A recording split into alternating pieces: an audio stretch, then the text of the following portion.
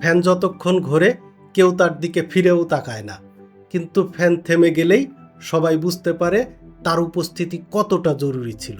মানুষের ক্ষেত্রেও ঠিক এমনটাই ঘটে। কিছু মানুষ থাকে যারা নীরবে, নিঃস্বার্থভাবে, প্রতিদানের আশায় নয়, বরং ভালোবাসা, দায়িত্ববোধ এবং মানবিকতার জায়গা থেকে মানুষের জন্য কিছু না কিছু করে যায়। কিন্তু যখন কোনো এক সময় তারা ক্লান্ত হয়ে যায়, আঘাত পায় অথবা ন্যূনতম সম্মানের অভাব অনুভব করে এবং সব কিছু করা বন্ধ করে দেয়, তখনই চারপাশের মানুষ বলে ওঠে, আরে তুমি তো একদম বদলে গেছো।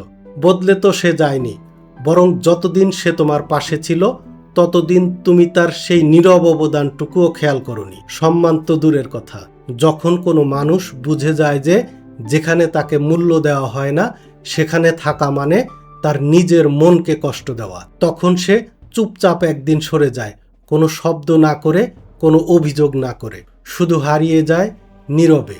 তাই মানুষের মূল্য বোঝার জন্য তাকে হারানোর অপেক্ষা করো না। সম্পর্ক টিকে থাকে সম্মান এবং কৃতজ্ঞতায়।